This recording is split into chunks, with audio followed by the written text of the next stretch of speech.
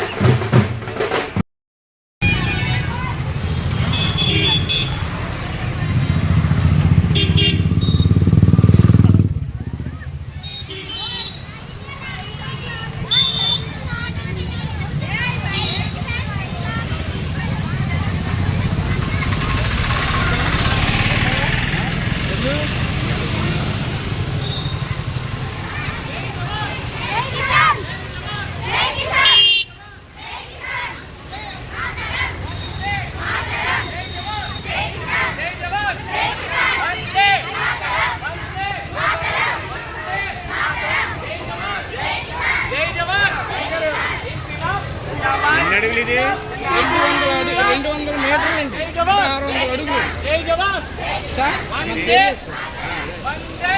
గారు స్టూడెంట్స్